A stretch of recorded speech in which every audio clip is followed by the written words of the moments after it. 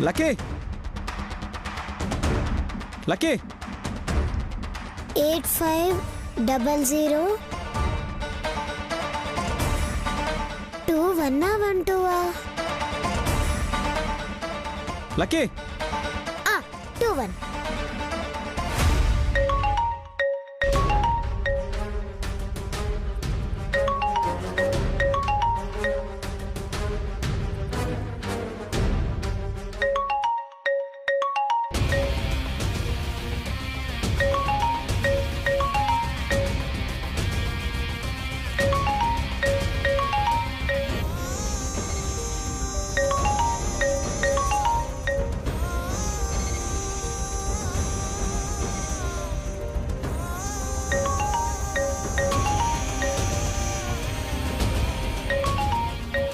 ఎవరై ఉంటారు? హలో అత్త, నేను లక్కీని మాట్లాడుతున్నాను. లక్కీ నువ్వా? ఈ నెంబర్ ఎవరిది? ఎక్కడి నుంచి చేస్తున్నావు? నీకేం కాలేదుగా? అత్త, కంగారు పడకు, నాకేం కాలేదు. ఇది కాయిన్ బాక్స్. ఓ, కాయిన్ బాక్సా? అవును, స్కూల్ నుండి వస్తూ నీకు ఫోన్ చేశాను. ఇంటికి వెళ్ళాక చేయొచ్చు కదా లక్కీ. నీతో ఒక ముఖ్యమైన విషయం చెప్పాలత్తా. ఏంటది? చెప్పు లక్కీ. ఇది ఫోన్లో చెప్పే మ్యాటర్ కాదత్తా. ఏదైనా ప్రాబ్లమా లక్కీ? టెన్షన్ పెట్టకుండా చెప్పు. నేను ఇంటికి వెళ్తున్నాను, నువ్వు మన ఇంటికి వచ్చే. ఇది జీవితానికి సంబంధించిన విషయం, సరేనా? సరే, వస్తాను. బాయ్ అత్తా.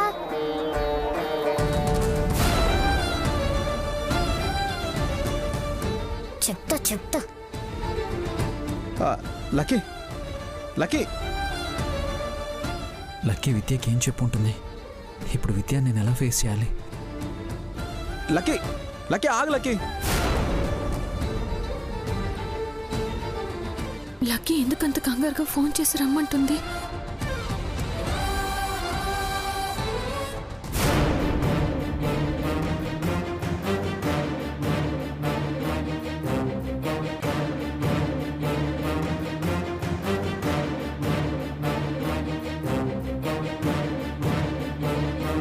ఎందుకు లక్కీ ఉన్న పళంగా ఇంటికి రమ్మంటుంది? కంగారుగా కాయిన్ బాక్స్ నుంచి కాల్ చేయాల్సినంత అవసరం ఏముంటుంది? ఛ, సమయానికి ఒక్క ఆటో కూడా రావడం లేదు.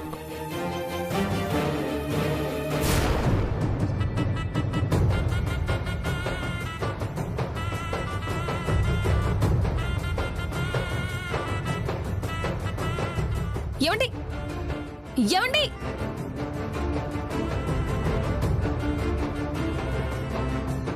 విద్య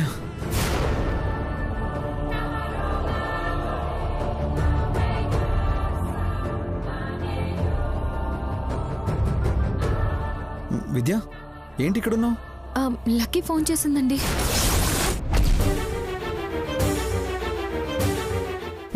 ఏమైనా చెప్పిందా? లక్కీ ఏం చెప్పాలని రమ్మందో మీకు తెలుసా? ఆహా, నాకెలా తెలుస్తుంది? క్యాజువల్గా అడిగాను అంతే. ఏదైనా చెప్పడానికే జనరల్గా కాల్ చేస్తారు కదా. లక్కీ చాలా కంగారుగా ఫోన్ చేస్తూ ఇంటికి రమ్మని చెప్పింది. అందుకే మీరు వచ్చే లోపే బయలుదేరిపోయాను. కానీ ఒక్క ఆటో కూడా రావడం లేదు. లక్కీగా మీరే వచ్చారు. పదండి, మా ఇంటికి వెళ్దాం. విద్య ఇప్పుడు అవసరమా? అదేంటండి అలా అంటారు? వెళ్ళకపోతే లక్కీ ఫీల్ అవుతుంది. పదండి, లేట్ చేయకుండా. విద్య తప్పదా? తప్పదు, పదండి.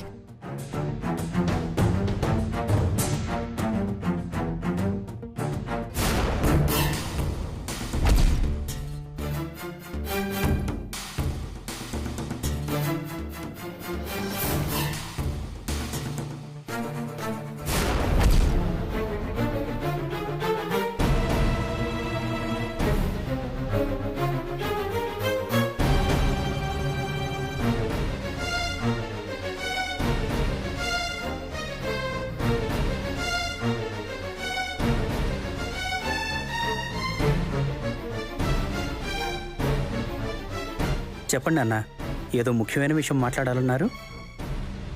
అవును మురళి, చాలా ముఖ్యమైన విషయం మాట్లాడాలి. చెప్పండి అన్న.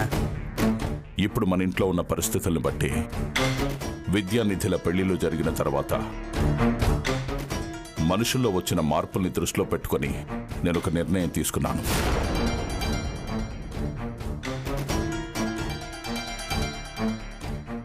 అందుకేనా ఉన్న పళంగా మమ్మల్ని రమ్మన్నారు నారాయణ గారు?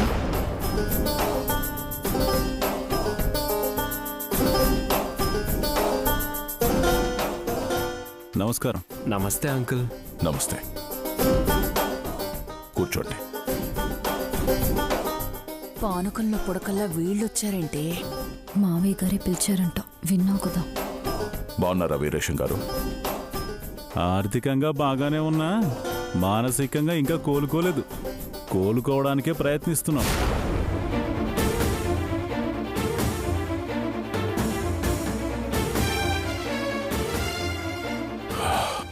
జరిగిన దానికి మళ్ళీ ఓసారి క్షమాపణ చెప్తున్నాను. కబురు చేస్తే వ్యాపారాలు కలిసి చేయడానికి అనుకున్నాం. ఎందుకంటే మీ అబ్బాయి చేసిన పనికి మీ గుండె నొప్పి వచ్చింది కదా. రేయ్ సర్లేరా, అప్పుడప్పుడు చిన్న చిన్న తప్పులు జరుగుతూనే ఉంటాయి. ఇంతకీ మీ ఆరోగ్యం కుదుటపడిందా నారాయణ గారు? ఇప్పుడు బానే ఉన్నాను.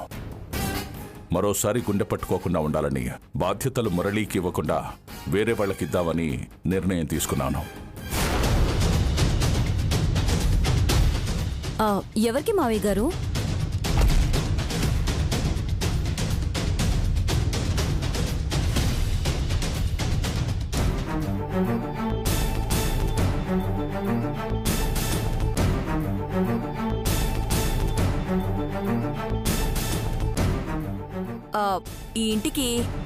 ఈ ఇంటి కోడలైనా కూతురైనా ఆడదిక్కు నువ్వేగా పద్మా. పైగా చదువుకునేదానివి. నీకు కాకపోతే ఇంకెవరికిస్తారు చెప్పు?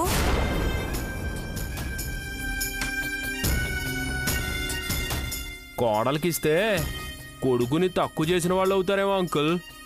పాపం బాధపడిపోతాడేమో.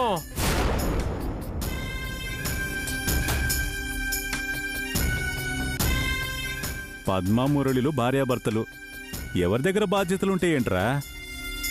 పాపం జరిగిన దాంట్లో మురళి తప్పు కూడా లేదు. ఉంటే కొద్ది గొప్ప మీదే ఉంది నారాయణ గారు. తప్పుగా అనుకోకండి నారాయణ గారు, పూర్తిగా చెప్పనివ్వండి. నాకంటే ఒక్కడే కొడుకు, పైగా పద్ధతిగా పెంచాను, కేరింగ్ తీసుకున్నాను. మీకు 4 సంతానం, పైగా ఆడదిక్కు లేకుండా పెంచారాయే. నిదానంగా తెలుసుకుంటాడులేండి మురళి. మా సైడ్ నుంచి మేము హెల్ప్ చేయడానికి ఎప్పుడూ సిద్ధంగానే ఉంటాం.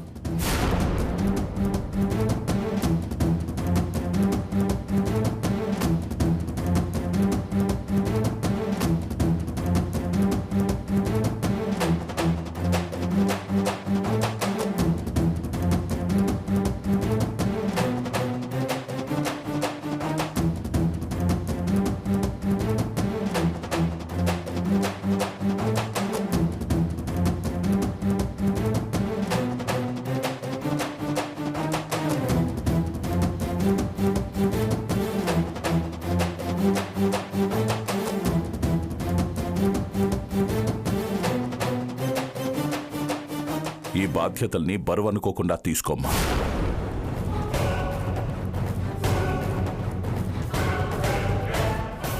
బరువని ఎందుకనుకుంటుంది అన్నయ్య గారు? పరువుగా తీసుకుంటుంది, చూసుకుంటుంది.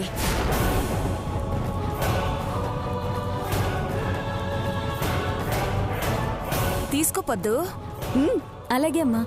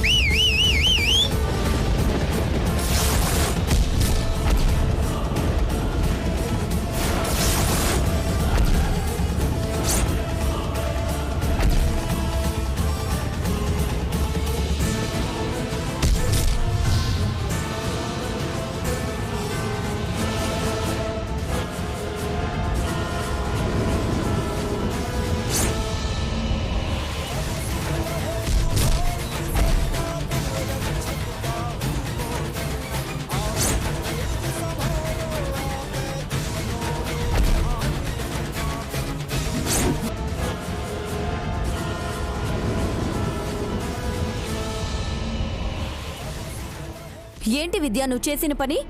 మావయ్య నా చేతులకి బాధ్యతలు ఇవ్వబోతుంటే నువ్వొచ్చి చేతులు చాచి మరీ తీసుకున్నావు. అత్తారింటికి వెళ్ళినా పుట్టింటి ఆస్తి మీద ఆశ పోలేదేమో.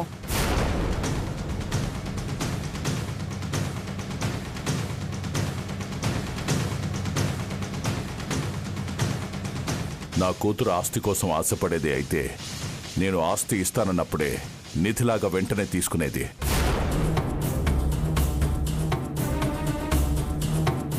సగం ఆస్తి పోయిన తర్వాత వచ్చి తీసుకునేదే కాదు.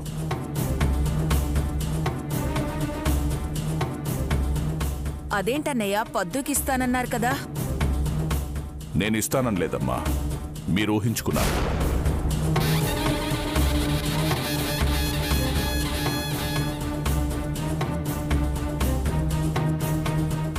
నేను ఈ నిర్ణయం తీసుకుంటున్నానని మీ అందరికీ చెప్పకముందే విద్యకు చెప్పి రమ్మన్నాను.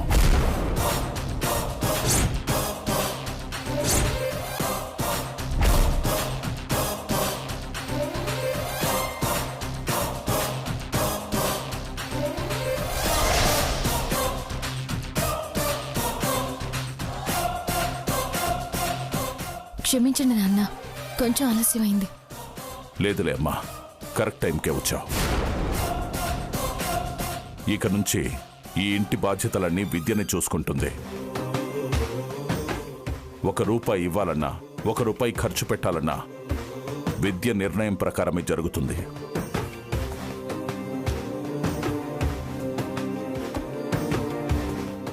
మరి మమ్మల్ని ఎందుకు రమ్మన్నారు? ఈ తంతు చూడ్డానికా? ఒకరి మధ్య మనస్పర్ధలు వస్తానే సరిగ్గా కలవడానికి చాలా సమయం పడుతుంది.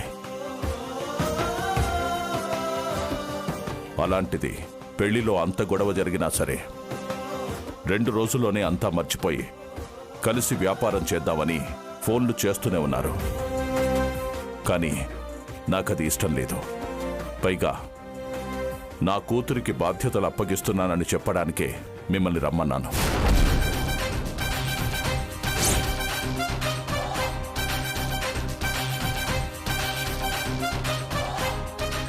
ఇక నుంచైనా మీరు అర్థం చేసుకుంటారనుకుంటున్నాను. అప్పుడు మండపంలో ఇప్పుడు ఇంటికి పిలిచి మరీ అవమానిస్తున్నావా ఆదినారాయణ?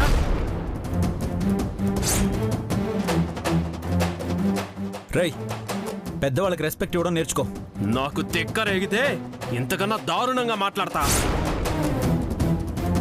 అలా మాట్లాడితే గాజులు తొడిగి పంపిస్తాం, కానీ గాజులు తొడుక్కుని ఎవరు లేరు ఇక్కడ. రారా తొడుగు, రారా. గణపతి,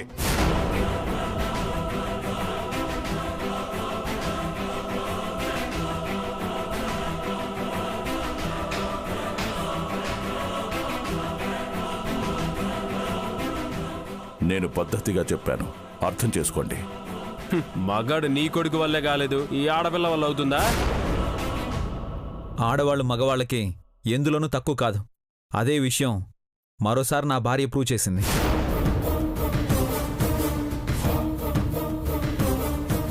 అయ్యి బాబోయ్, బానే సపోర్ట్ చేస్తున్నావురా. ఎందుకు చేయండి నాన్న, ఆస్తి వచ్చేస్తుంది కదా.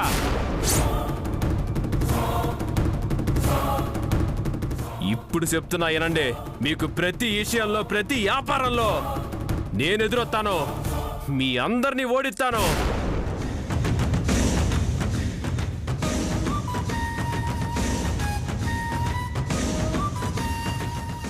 అనవసరంగా వీరేశం కొడుకు విఘ్నేష్తో పెట్టుకున్నామని మీరందరూ అనుకునేలా చేస్తాను. పదనాన్న.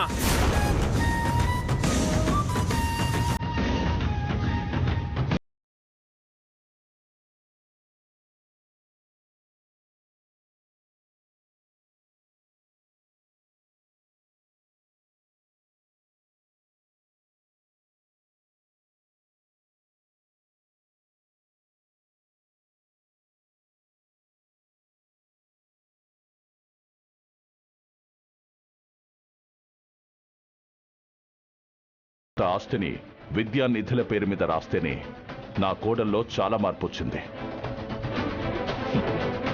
నీళ్లు అడిగితేనే చేతికివ్వకుండా పక్కన పెట్టేంతలా మారిపోయింది. అలాంటి కోడల చేతిలో మిగిలిన ఆస్తిని పెడితే ఇంకా నన్ను ఎలా చూస్తుందో నాకు అర్థమైంది గంగా.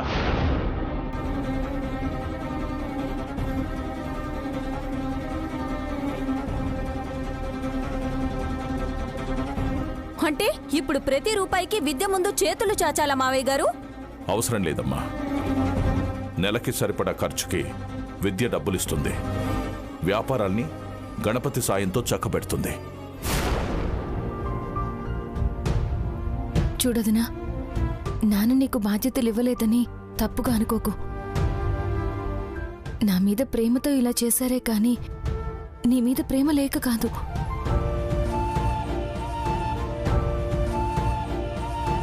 ఇంకో విషయం వదినా, నాన్న ఆస్తులో నేనొక్క రూపాయి కూడా నా సొంత ఖర్చులకి తీసుకోను. ప్రతి రూపాయి మీకే చెందుతుంది.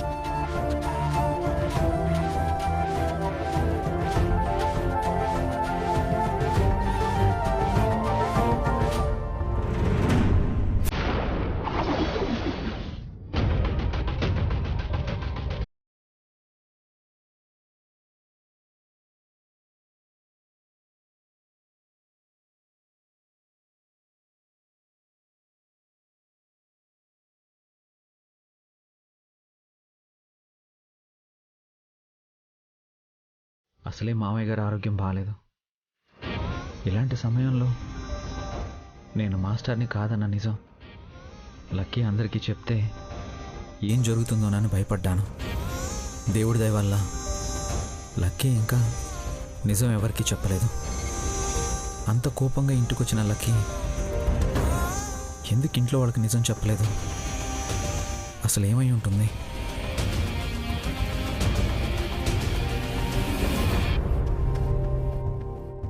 ఏం ఆలోచిస్తున్నారు మాస్టారు?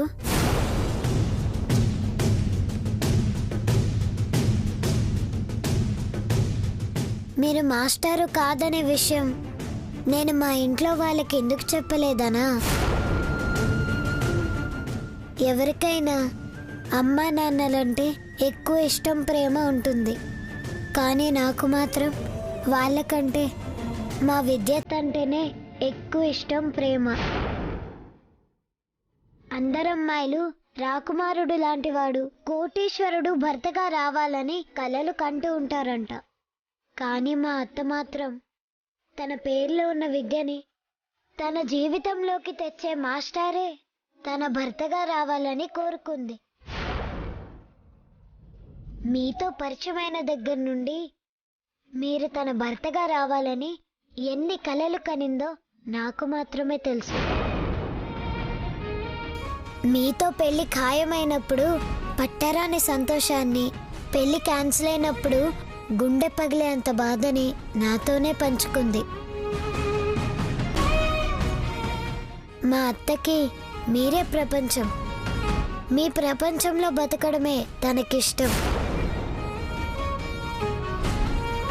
మిమ్మల్ని ఎవరూ వేలెత్తి చూపించకూడదని, మా అత్త ఆస్తిని తీసుకోలేదని తన కూతురు గురించి మా తాతయ్య నాతో గొప్పగా చెప్పారు. అందరూ మిమ్మల్ని గౌరవంగా, ప్రేమగా చూస్తుంటే మీరు మాత్రం మాస్టర్ అని అబద్ధమాడారని తెలిసినప్పుడు నేనే భరించలేకపోయాను. ఇంకా మా అత్త ఎలా భరిస్తుంది? భరించలేదు, చచ్చిపోతుంది.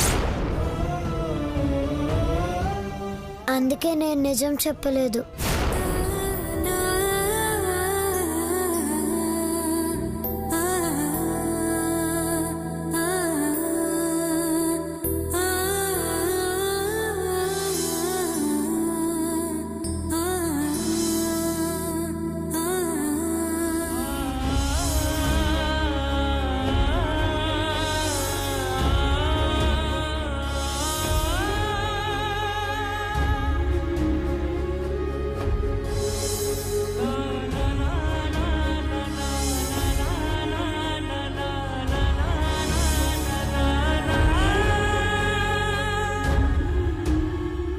ఈసారైనా మీరు పరీక్షలు పాస్ అయ్యి మాస్టర్ అవ్వండి మావయ్య. మీరు మాస్టర్ అయ్యి మా అత్త నమ్మకాన్ని బ్రతికించండి.